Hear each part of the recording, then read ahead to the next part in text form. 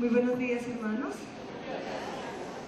Qué gusto verles en esta mañana y sobre todo ser bendecidos por este grupo de niños. Dios puede usarles enormemente y ellos deben tomar lugar en este tipo de servicio cuando nos reunimos juntos. Así que me gozo viendo a los niños ministrando la iglesia y ministrando al Señor con la palabra de Dios sembrada en su corazón. Muy bien, hermanos. Yo no sé si alguna vez Dios les ha permitido vivir circunstancias en las que usted se para y dice: oiga, pero ¿como esto por qué? ¿Como para qué?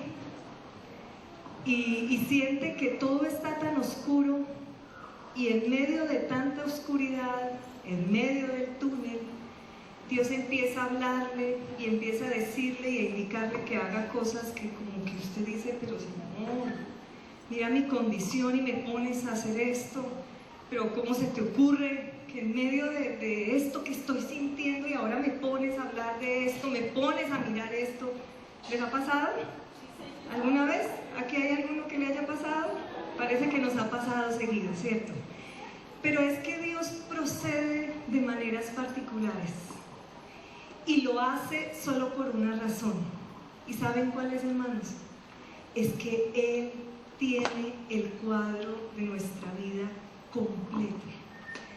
Lo tiene desde la eternidad hasta la eternidad y lo mira de manera general. Así que en esta mañana el mensaje que tengo para usted y para mí misma es: confía, Dios tiene el cuadro completo. Dile al hermano que tienes ahí a tu lado: confía, Dios tiene el cuadro completo. Y les voy a invitar que vayamos juntos al capítulo 33 del libro de Jeremías. Vamos a estar revisando los primeros 14 versículos y vamos a estar yendo al 32 también. Muy bien, para entender entonces cómo operó Dios en la vida de Jeremías, es bueno que entendamos qué situación era la que estaba rodeando a Jeremías. Jeremías es un profeta muy particular. No fue el más popular entre su pueblo por los tiempos que le tocó predicar y por el mensaje que le correspondió llevar.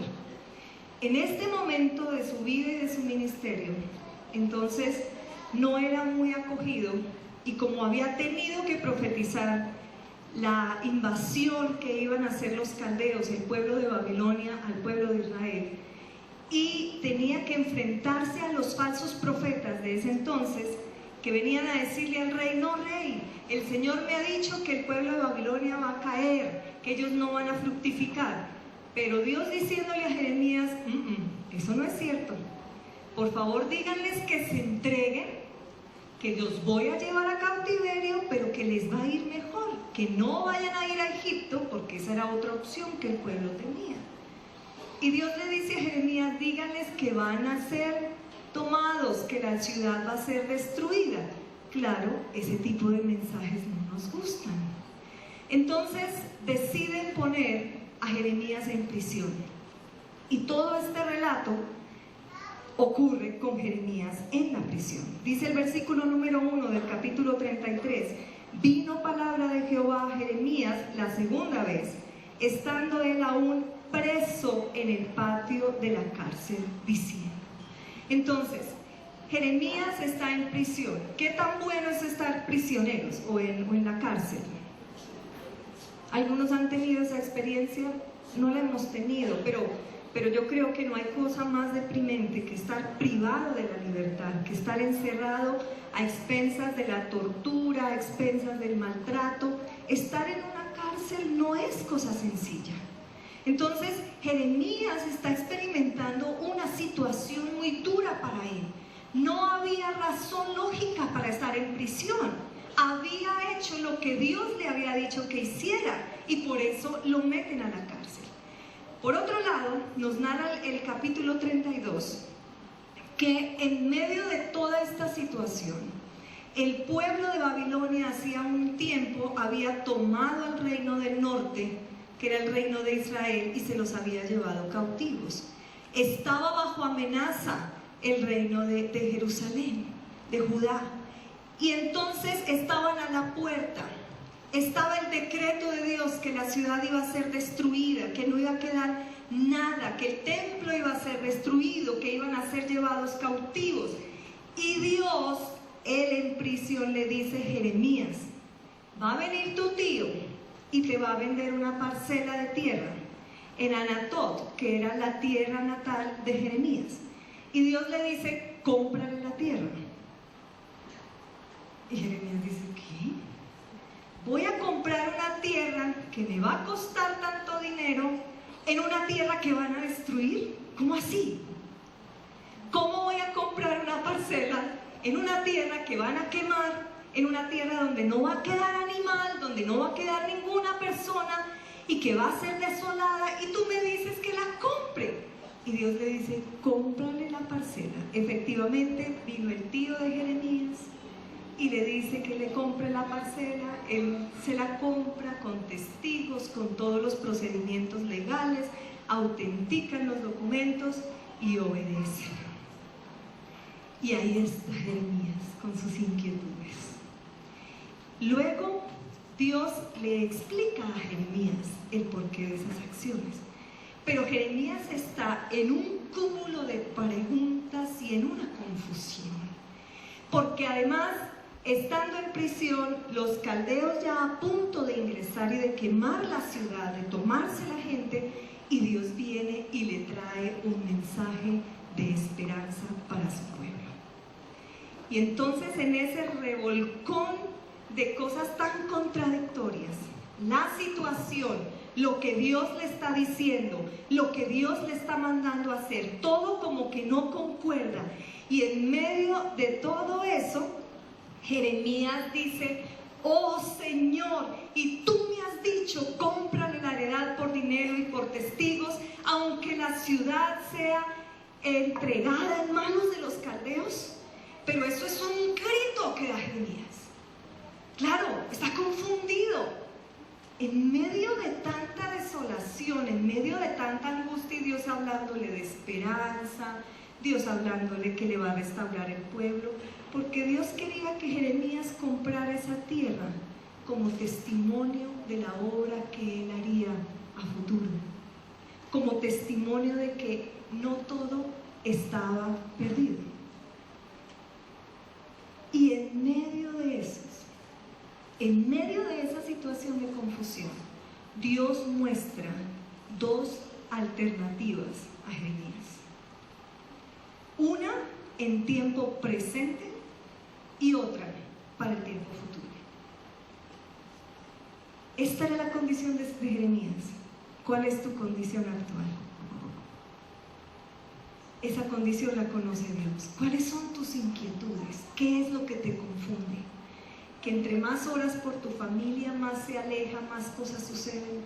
Que entre más horas y tratas de solucionar tu situación académica, económica, cosas surgen y otro problema se levanta, y medio estás saliendo de una y luego sale otra cosa y luego sale, y como que no alcanzamos a sacar la cabeza y a respirar cuando ya otra cosa viene encima. Tal vez estemos en esas circunstancias, pero en medio de las circunstancias de Jeremías, Dios mostró dos cosas.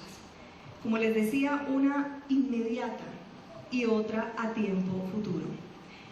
La inmediata está en el versículo número 3. Vamos a leerlo todos juntos. A ver, ¿qué dice?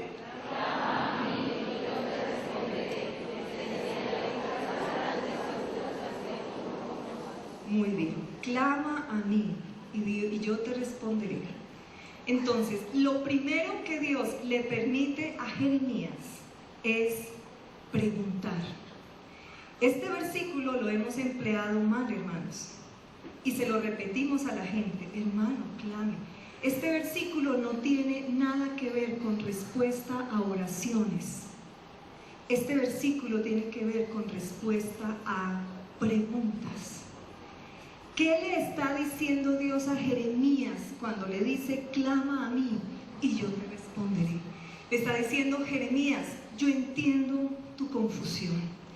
Pero si estás confundido, por favor, pregúntame. Pregúntame. Estoy dispuesto a contestarte. Haz preguntas, Jeremías. Es un derecho que Dios le da a Jeremías. Y si pasamos la diapositiva, por favor. Es un derecho que Dios, que Dios le da a Jeremías. Ahí está bien. Dios, en medio de la confusión, nos abre un espacio para que le preguntemos. Podemos preguntar para qué, podemos preguntar por qué. Dios nos dice, ¿tienes cosas que no entiendes? Pues ven a mí, ponlas en el altar, porque estoy dispuesto a responderlas. Dios nos da la certeza de obtener las respuestas, tal vez no las que tú y yo esperamos, pero sí las que están dentro de su voluntad y dentro del cuadro completo de Dios. Dios, a través de este versículo, nos está diciendo, las cosas que no son claras para ti, para mí lo son. Así que ponlas en mi altar, porque estoy dispuestas a revelarlas. De ahí que el Señor le diga, y te mostraré cosas grandes y ocultas que tú no conoces. Jeremías, en medio de tu problema no eres capaz de ver más allá de tu nariz, porque estás mirando las circunstancias, pero quiero que me preguntes y me pongas tus dudas para aclararte el panorama.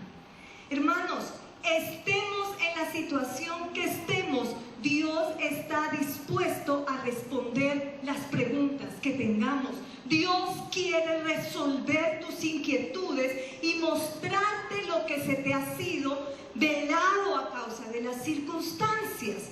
Así que no pierdas tiempo en medio de los problemas dando vueltas como gallinita, buscando soluciones donde no las hay. Ven a la fuente de tu vida, ven a la fuente de tu refugio, ven al Dios que te ha llamado, porque Él va a contestar toda pregunta que tú le hagas. Esa es su disposición. Clama a mí, dice. Clámame. No busquemos el lugar equivocado. Ahora, esa es una acción dada en presente. Pero otra de las avenidas que Dios le muestra a Jeremías para fortalecerle es lo que vendría a pasar a futuro. Y en esas cosas que vendría a pasar a futuro tenemos 4 caminos, 4 etapas que el Señor provee para el pueblo en medio de esta situación tan crítica. Y el primero es, serían regresados sanos. Veamos el versículo número 6, creo que ahí no se ve muy bien. El versículo número 6, vamos a leerlo todos juntos. He aquí,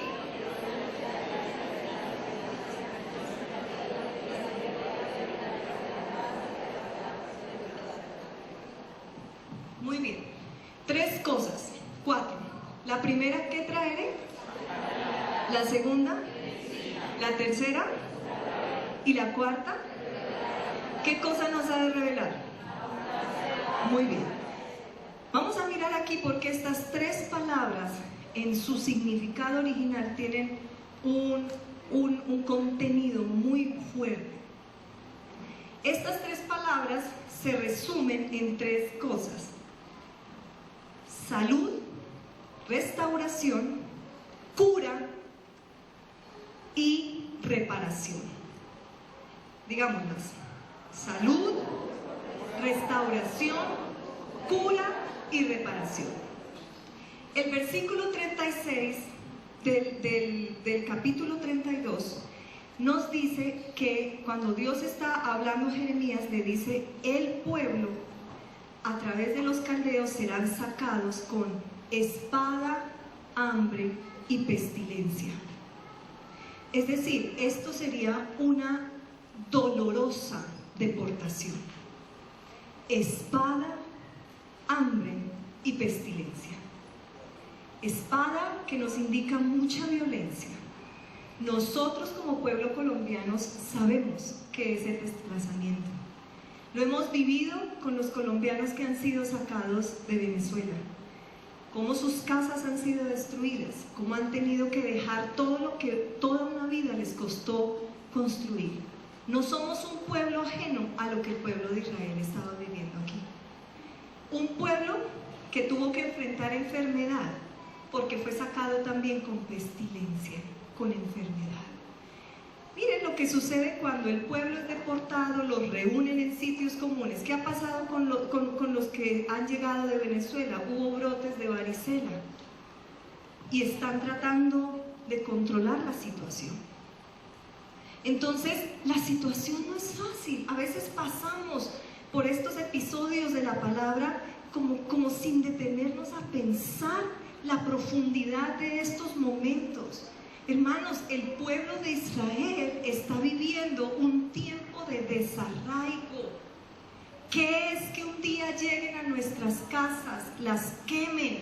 ¿Qué es que un día lleguen a nuestra ciudad y la acaben y nos lleven cautivos a otro lugar, a ser esclavos, a someternos a otras leyes, a someternos a otras condiciones? No es fácil. Entonces fue un pueblo que salió en mucho dolor, salió en dolor físico, salió herido, salió enfermo. Un pueblo que tuvo que venir a acostumbrarse a otra tierra y a otro sistema. Y Dios en su cuadro completo observó esto. Pero le dice a Jeremías, no importa, cuando yo regrese, este pueblo lo voy a curar físicamente. Le voy a sanar y voy a quitar su enfermedad. Cuando yo regrese a este pueblo, lo voy a sanar emocionalmente. Los voy a reparar, los voy a restaurar. ¿Y saben por qué? Porque cuando Dios nos permite caminar a través del túnel, jamás nos regresa en la misma condición como nos dejó salir. Pero por el contrario, nos regresa sanos. Así que si Dios te está permitiendo caminar a través de un túnel, ten la certeza que para ti habrá cura, habrá sanidad para tu corazón y habrá reparación absoluta, querido hermano. Dios te reparará. Por eso le dice a Jeremías, mira el cuadro completo. Ahora, no solo eso. Les dice, como si fuera el fundamento, la base de todo esto es que les revelará abundancia de paz y de verdad. Y yo digo, Dios es Dios. ¿Por qué paz? ¿En qué condiciones salían de la tierra? En tiempos de guerra. En tiempo de guerra. Pero Dios les regresaría en paz y abundancia de verdad. Y aquí verdad se refiere a su única verdad, a su ley, a sus estatutos. ¿Saben por qué? Porque el problema que llevó a Israel a tal cautividad fue alejarse de la verdad. Como Dios conoce la raíz de nuestros problemas, Él nos devuelve a la misma raíz y sana la raíz. La sanidad de Dios estaba siendo proyectada sobre la plataforma de regresar a su verdad. Y aquí conecta con lo segundo que el Señor promete y está en el versículo 7. ¿Qué dice el versículo 7? Y haré volver a los cautivos ¿de qué? De Judá y a los cautivos de Israel y los como al principio. Y el 8, y los limpiaré de toda su maldad. Hasta ahí. Entonces, el pueblo de Israel ya estaba cautivo. Tenía dos tipos de cautividad. Una era la cautividad espiritual y religiosa, y otra la cautividad que vendrían a enfrentar como consecuencia de su rebeldía. Espiritualmente eran cautivos, habían abandonado al Señor, se habían casado con la fornicación de la idolatría, habían admitido adoración abierta a otros ídolos. Los padres estaban pasando a sus hijos por fuego como ofrenda al dios Moloch. Habían adoptado las costumbres de los pueblos paganos. Estaban adorando a otros dioses, estaban profanando el templo. No había quien escuchara al Señor. Entonces era un pueblo que desde ya, estando en su tierra, estaba cautivo. Y esa era la cautividad que el Señor necesitaba tratar en primera instancia. Pero esta cautividad religiosa les llevó a esa otra cautividad a través del pueblo babilónico de los caldeos bajo la cabeza de Nabucodonosor. El pueblo se había desviado y entonces Dios dice: no, hay que desarraigarlos de aquí. Y aquí se cumple esa palabra que Dios le dio a Jeremías en su llamado: he aquí que te he puesto para arrancar, para destruir, para derribar. Y este era el momento para arrancar, para destruir y para derribar.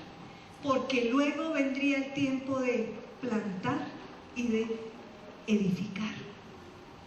Entonces, ¿cuál fue la causa de esta deportación? Que el pueblo se separó de su Dios y abandonó la verdad. Hermanos, muchos de los problemas en los que nos metemos son producto de descuidar nuestra relación personal con Dios. Empezamos a permitir que otros dioses ocupen nuestra vida. Y entonces empezamos a tomar decisiones equivocadas. Empezamos a dejar la verdad por lo que consideramos nosotros correcto, por lo que nos parece. Y entonces Dios tiene que permitir circunstancias para sacudirnos y para hacernos entender: hey, has dejado mi fundamento. Ahora, como esa era la situación, el Señor dice que va a traer a los cautivos de Judá y a Israel, porque se habían llevado a los dos reinos, pero dice, y esto es la restauración física, es decir, los liberaría de ese yugo. Y eso lo vemos, el cumplimiento de esto lo vemos a través de Esdras, en el libro de Nehemías, cuando regresan, reedifican los muros, etc. Pero el Señor no deja la libertad ahí, porque el problema de raíz en el pueblo era otro. Y dice el Señor: y los que restableceré como al principio. ¿Qué está diciendo Dios aquí? En cautiverio hubo muchos del pueblo de Israel que decidieron no contaminarse con Babilonia. Muchos, aparte de Daniel, aparte de sus 3 amigos, muchos decidieron guardarse y no contaminarse. Dios prometió, y aquí es donde uno ve la conexión de les revelaré abundancia de paz y de verdad. Dios deseaba volver a su pueblo a la condición original. ¿Cómo era en el principio? ¿Cómo era en el principio? Un pueblo dedicado para el Señor. Un pueblo dedicado para el Señor. Y en el capítulo 32, parte de la profecía que Dios da a Jeremías le dice: es que haré volver su corazón a mí, y yo les seré a ellos por Dios, y ellos me serán a mí por pueblo. Una libertad total, completa, genuina. Hermanos, es que allá es el punto donde Dios siempre nos hará regresar a su comunión, a nuestra comunión con Él. Parte de todas las crisis que vivimos, parte de todas las sequías, las soledades y los desiertos que vivimos, son consecuencia de que en algún momento abandonamos nuestra comunión íntima con Dios. Y Él necesita regresarnos a esa comunión. Así que, hermanos, las crisis, las situaciones son oportunidades para evaluarnos, Son oportunidades para experimentar la sanidad integral de Dios, pero también para experimentar su genuina libertad.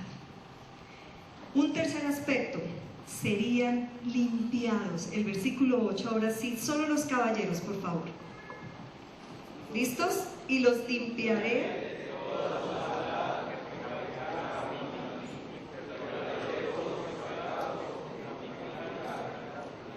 Y contra mí se rebelará. La palabra limpiar aquí es purificar. Y el acto de purificar es cuando se pasa por el fuego para quitar toda la inmundicia. ¿Cómo se purifica el oro? A través del fuego, decantando para que quede lo más preciado. Atravesados por fuego para ser limpios por el Señor, purificados, lejos de su tierra, desarraigados, enfrentados a la pena, sometidos. Allí serían purificados, vueltos al estado original, como al principio. Y miren los absolutos que Dios coloca aquí. Les limpiaré de toda su maldad, toda, y perdonaré todos sus pecados, para que contra mí se rebelaron. Hermanos, es que cuando pecamos contra Dios, Él promete abundante perdón y restauración para nosotros. Y regresarnos al punto original implica limpiarnos de todo aquello que nos pudo haber contaminado. En el versículo 32 quiero leerles solo al parte de esas promesas que el Señor dio a Jeremías. Y yo creo que parte de esa promesa de restauración es esto, el producto de limpiar, el producto de liberar, el producto de sanar. Les hará volver a este lugar a habitar seguros. Me serán por pueblo y yo seré su Dios.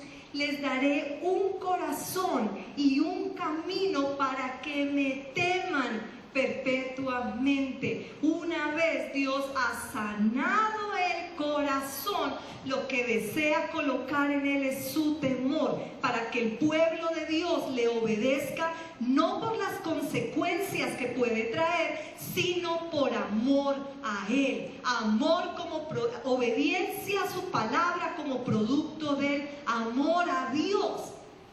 Ya nos compartía en alguna ocasión, cuando tú no estás obedeciendo, revisa tu relación y tu amor al Señor. Si te cuesta obedecer es porque algo está pasando con tu amor hacia Dios.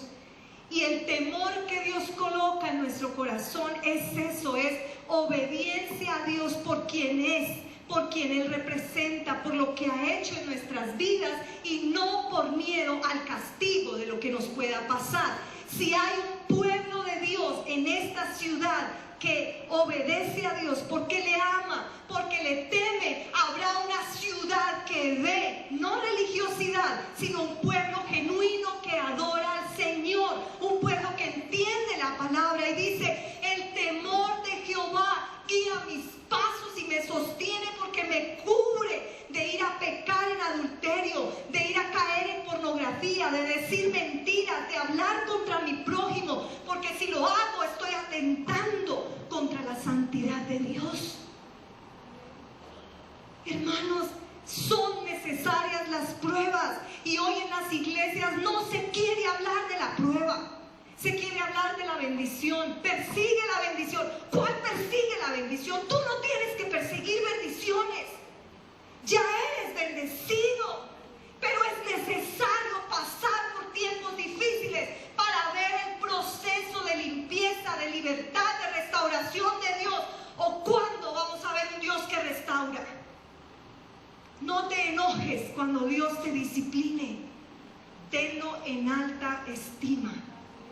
Y yo sé que algunos estarán pensando: sí, pero es que me levanto de uno y luego me doy y luego me doy. Entonces eso de pronto es que no has aprendido la lección. Yo llevo muchos años orando por mi familia materna, y he visto la salvación de mi abuela, de mi bisabuela, de mi papá en su lecho de muerte.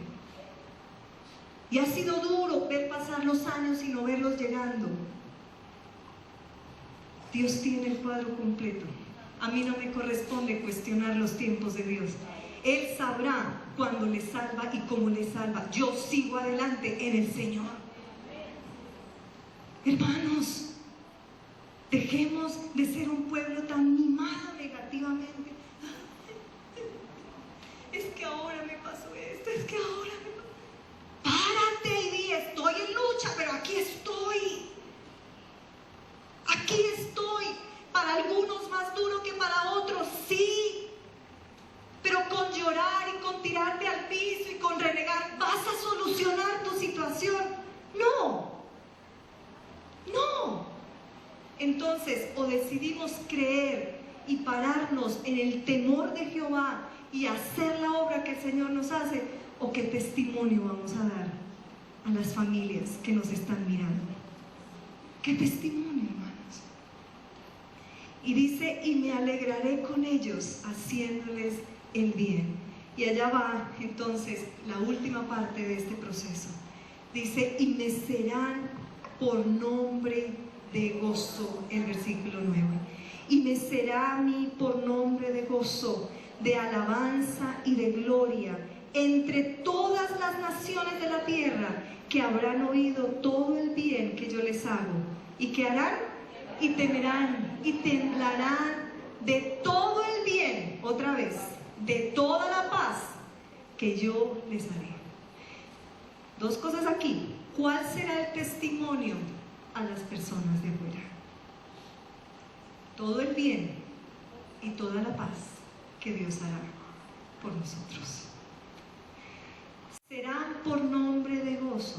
Una vez regresados en sanidad, liberados, sanados, limpiados, ahí habrá genuino gozo. Y uno lo ve. ¿Qué pasó en el libro de Esdras? Cuando regresan, se reúnen y la palabra es leída nuevamente después de tantos años. ¿Qué hubo en el pueblo? Genuino gozo. ¿Pero por qué hubo gozo? Por la palabra del Señor y el resultado de su promesa, trayéndolos nuevamente a la tierra. Y había canto de alabanza, porque es que en medio de todo, cuando Dios nos permite atravesar la situación, el gozo del Señor se convierte en nuestra fortaleza. Y dice, y me serán de gloria, y la palabra gloria aquí es belleza y honor. Un pueblo que se deja llevar por el Señor, un pueblo que se deja sanar, que se deja limpiar, que se deja liberar, que sigue la ruta del Señor, que anda en su temor, es un pueblo que refleja la belleza del Dios que lo ha creado. Y eso queremos reflejar nosotros, ¿o no? Hermanos, después de la tormenta vendrá la calma. Aunque se nos venga otra más adelante, bueno, volvemos y repetimos el proceso. Pero ¿saben qué? Nos espera la gloria mayor. Y es que eternamente estaremos con Él en el cielo. Eternamente. Esa es nuestra mayor esperanza. Pero mientras tanto, que seamos por nombre de Dios de gozo, de alabanza y de gloria. Mientras caminamos por esta tierra, publicando su palabra, andando en su temor, viviendo su sanidad, viviendo su libertad, viviendo su restauración completa, genuina, habrá canto de alabanza, habrá abundancia de paz y habrá abundancia de verdad. Así que aferrémonos a eso y tomemos las decisiones correctas. Como conclusión, hermanos, ¿por qué hemos de afanarnos? Si tienes dudas o preguntas, preséntalas al Señor. Él te ha dicho, clama a mí y yo te voy a responder. Yo te voy a mostrar lo que tú no conoces. Lo que no has podido entender, yo te lo voy a mostrar. Dime de qué se trata. Y ten la certeza de que del túnel y de esta situación sombría saldrás. Y saldrás en sanidad, en libertad, purificado y con una proclamación de alabanza genuina en tu boca de lo que Jesús ha hecho con tu vida. Por eso, confía, hermano. Dios tiene el cuadro completo. Dios tiene el cuadro completo.